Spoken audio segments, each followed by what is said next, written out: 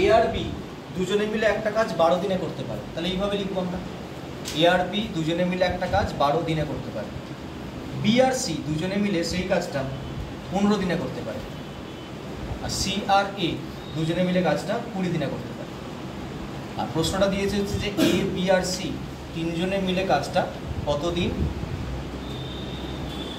সময় নেবে শেষ, এটা হচ্ছে প্রশ্ন। ঠিক আছে, তো কি করবো আগে বলো, তিনটে সংখ্যার লসাগু করবো। লসাগু কত হবে? 60। তিনটে সংখ্যার লসাগু কত হবে? 60 হবে। তাহলে 60কে একবার 12 দিয়ে ডিভাইড করে দাও 5, 60কে 15 দিয়ে ডিভাইড করে দাও, 60কে 20 দিয়ে ডিভাইড করে দাও। আচ্ছা, এই যে 5টা কার এফিসিয়েন্সি?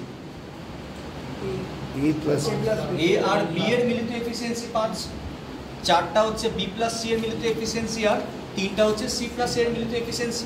তাহলে আমি যদি এই তিনটে এফিসিয়েন্সিকে জুড়ে দিই একসাথে, আসছে তো 12। এই 12টাকে আমরা তাহলে কার এফিসিয়েন্সি বলবো? এবিসি না, দেখো দুটো এ রয়েছে, যখন সবাইকে জুড়ছি তখন এ কি একটা রয়েছে নাকি?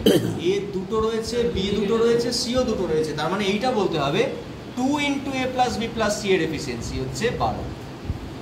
একটা এ নেই তো, এখানে কটাই আছে? এইখানে আছে, এখানে আছে, আমার দুটো এ, দুটো বি আর দুটো সি এর মোট এফিসিয়েন্সি হচ্ছে 12। তাহলে বলো এবার একটা করে যদি নিই, একটা করে বি একটা করে সি এর এফিসিয়েন্সি কত হয়ে যাবে? 12 অর্ধেক 6। এটা আনসার নয় কিন্তু, এটা কিন্তু এফিসিয়েন্সি বেরোবে।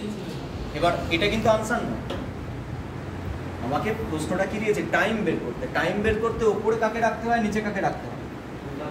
উপরে টোটাল কাজের পরিমাণকে রাখতে হয়, নিচে এফিসিয়েন্সি রাখতে হয়। এফিসিয়েন্সি কত বেরিয়েছে? 6। তাই কাটাকুটি করে দাও কদিন? 10 দিন। আনসার হয়ে যাবে 10 দিন। বুঝে গেছে?